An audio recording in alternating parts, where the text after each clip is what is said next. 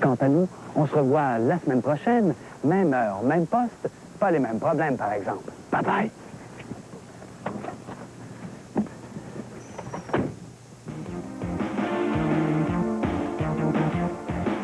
Une excellente comédie mettant en vedette un Jerry Lewis en pleine forme. Demain soir 20h, dans une abondance de gags, voyez le Kid en kimono. Dans un moment, Richard Desmarais anime 24/24.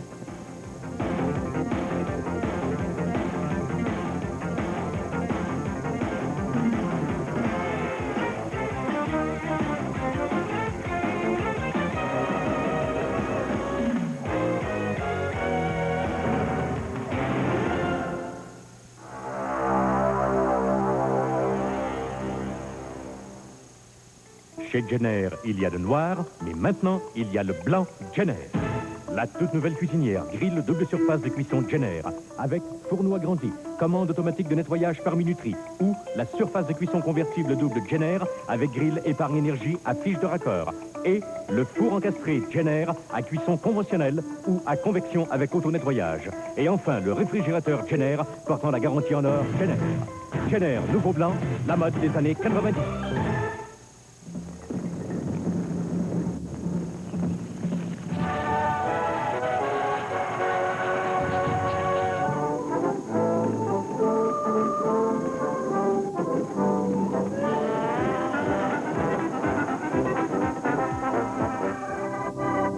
L'évolution de la roue se poursuit au Québec. Avec la roue chanceuse à Télévision 4 saisons. Vous êtes à l'antenne du réseau de télévision 4 saisons. Pour connaître tous les secrets de la pêche, regardez Au bout de la ligne, samedi 16h30 à CFKM, la télévision 4 saisons en Mauricie. À 24/24 cette semaine, l'incendie allumé d'une main criminelle au Midway. Un maniaque tue pour la 3e fois dans les Laurentides. La police et les règlements de la circulation sur l'eau et coup de force de la Sûreté du Québec chez les Indiens des Escoumins.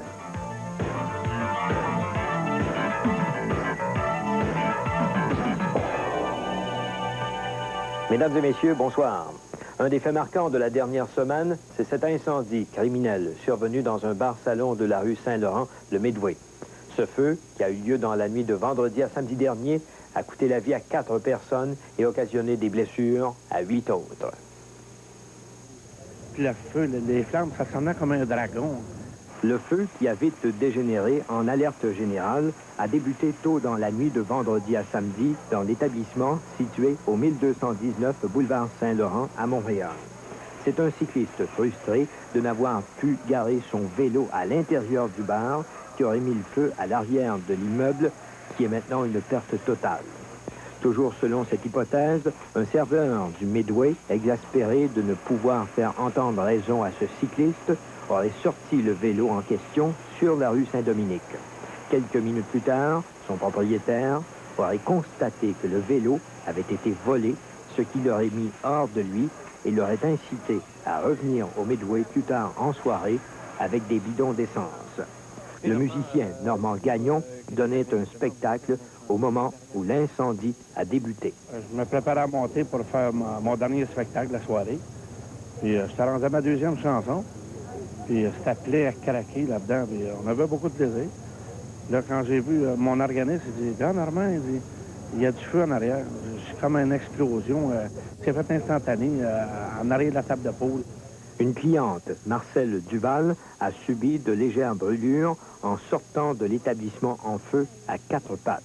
J'ai vu avec du noir. J'ai essayé de sortir, c'est tout. J'ai vu des flammes en arrière, puis c'est tout. Ce qui vous a sauvé, vous étiez près de la porte? Oui, il y en avait. C'était la panique, quoi? Un peu, je comprends. Je ne vais pas sortir qu'à 4 pattes sortir de là. Je pensais pas de sortir. Qu'est-ce que vous faites ce matin, là? Vous êtes en mauvais état, là? Vous êtes allé à l'hôpital? Oui, je suis allé à l'hôpital, ils m'ont mis de la crème, puis là, ben, coudonc. Ce témoin raconte que les pompiers sont intervenus rapidement. Nous autres, on servi mon customer, puis pendant 30 secondes, là, tout le monde plonge sur la porte. Puis le feu, c'était jet noir, là, toute panique. dans 30 secondes. Vous avez appelé les pompiers, vous? Nous autres, plus le pompier, il vient à peu près 2-3 minutes, pas plus. Le pompier Germain Laforce a pris la relève aux petites heures du matin. Les gens du deuxième en arrière, ils ont évacué par en arrière, puis ils ont été obligés de monter sur le toit. Puis là, mais tout était en flammes, fait qu'automatiquement, les premières échelles en arrivant, il y avait des gens partout au toit, dans les fenêtres, les étages supérieurs. Donc, fait que ça a été un sauvetage simultané. Tout le monde a participé au sauvetage en arrivant. 2 des victimes ont péri dans les flammes, alors que les 2 autres ont succombé à leurs blessures à l'hôpital. Les fouilles dans les décombres du Midway ont été suspendues depuis lundi dernier à cause des risques d'effondrement. Hier, les enquêteurs de la section des incendies criminels procédaient à l'arrestation près de Québec de Jacques Picard, 26 ans, un résident du quartier Rosemont. Il comparaîtra demain. Meurtre crapuleux dimanche dernier à Piémont dans les Laurentides. Une femme a été assassinée par un individu qu'on qualifie déjà de maniaque. Les policiers ont maintenant sur les bras 3 crimes semblables qui n'ont pas encore été résolus. Le corps de Pauline Laplante, 45 ans, a été retrouvé sans vie dans un chalet situé au 875 route 117 à Piémont dimanche dernier. La patronne de la victime qui était sans nouvelles d'elle depuis quelques jours, elle appelait continuellement, elle était sans réponse, puis elle a décidé d'appeler les policiers à la Sûreté du Québec à Saint-Jérôme, et les premiers policiers arrivés sur les lieux ont constaté le corps sans vie de la victime qui était couché sur son lit, ligoté et atteinte de plusieurs coups de couteau. La mort de Pauline Laplante, qui avait la gorge tranchée et se trouvait nue, les mains et les pieds ligotés sur son lit, remontait déjà à 2 ou 3 jours. La victime était séparée et vivait seule. Elle connaissait vraisemblablement son agresseur, puisqu'il n'y avait aucune trace d'infraction sur les lieux du crime. Pauline Laplante occupait un poste de direction au centre Notre-Dame de Laval, un centre pour jeunes filles en difficulté. Madame Laplante était responsable du quart de nuit et comptait une 20aine de personnes sous ses ordres, la plupart des femmes. À la suite de ce meurtre, la Sûreté du Québec a fait paraître ce portrait robot d'un homme au teint clair, âgé entre 25 et 35 ans, mesurant 1,78 m et pesant 72 kilos. Le suspect a les cheveux noirs, ondulés et porte une boucle à l'oreille gauche. Fait à signaler également, la police tente d'établir un lien entre la mort de Pauline Laplante et 2 autres meurtres encore non résolus survenus en 1987 et plus tôt cette année à Sainte-Adèle et à Blainville. Dans les 2 cas, 2 femmes ont été tuées dans des circonstances semblables.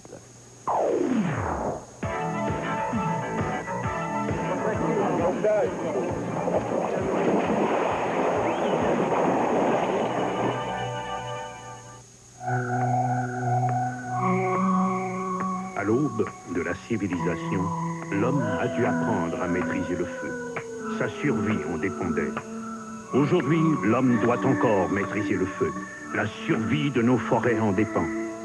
Chaque allumette, chaque mégot, chaque feu de camp mal éteint est une bombe à retardement qui peut déclencher un incendie de forêt. Combien de temps faudra-t-il encore pour s'en convaincre? C'est vrai qu'on peut dire ce qu'on veut derrière un masque. La Bat Dry. La nouvelle La Bat Dry, brassée différemment. Elle offre en bouche une attaque franche qui s'éclipse ensuite discrètement, sans laisser d'arrière-goût. La Bat Dry, j'ai le goût de toi.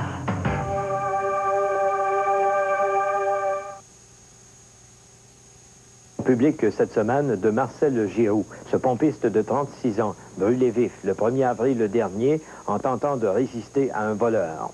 Giroux s'est vu remettre un chèque de 5 000 $ par la Fondation San Youth.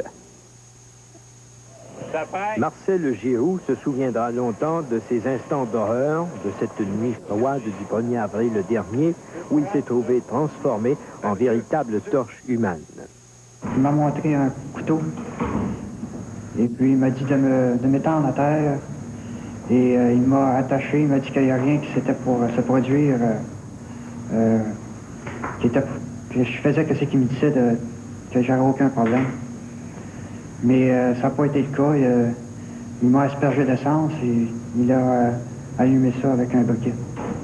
À ce moment-là, est-ce que vous pensiez mourir ou pensiez-vous que... C'est surtout par après, je veux dire, c'est quand j'ai sorti à l'extérieur, je pense. Je me suis roulé dans la neige et pour essayer d'éteindre le feu, mais c'était assez difficile. Mais heureusement qu'il y avait 2 policiers qui sont arrivés puis qui m'ont mis une couverte autour de ma main. Brûlé au 2e et 3e degré au visage, aux mains et aux jambes, Marcel Giroux subit depuis ce temps des traitements au centre des grands brûlés de l'hôpital Hôtel-Dieu de Montréal. Par 5 jours par semaine, du lundi au vendredi, il faut que j'aille à l'hôpital pour de la physiothérapie puis des changements de pansement. Mais les progrès restent lents pour Giroux, d'une lenteur qui le préoccupe davantage que la douleur. Les problèmes, c'est encore avec mes mains qui sont quand même... va demander plus de temps de guérison. Je pense que ça va prendre encore 1 année avant que ça devienne à 100% de ma capacité normale. Malgré tout, Marcel Giroux dit ne ressentir aujourd'hui aucun sentiment de vengeance. Il veut simplement que la justice suive son cours. Bien, j'aimerais que la loi prenne les mesures nécessaires pour éviter que cette situation-là se produise. À un certain point. J'ai aucun esprit de vengeance. C'est plus la loi qui va s'occuper de ça. Rappelons que son agresseur, Yvon Pelletier, âgé d'une 40aine d'années, a été appréhendé quelques jours après le méfait. Pelletier a été accusé, entre autres, de tentative de meurtre. Avec l'arrivée de l'été, les plaisanciers vont sûrement s'en donner à cœur joie sur les cours d'eau et les lacs du Québec. Comme sur les routes, la circulation nautique a ses règles et la Sûreté du Québec a bel et bien l'intention de les faire appliquer. Vous avez un ancrage, ça va? Les rames. Vous aviez un problème avec le moteur? Cet été, pour la Sûreté du Québec, la modération a bien meilleur goût, tant sur l'eau que sur la route. La campagne de sécurité nautique cette année est axée sur le conseil suivant. On recommande aux plaisanciers de d'abord suivre un cours de navigation.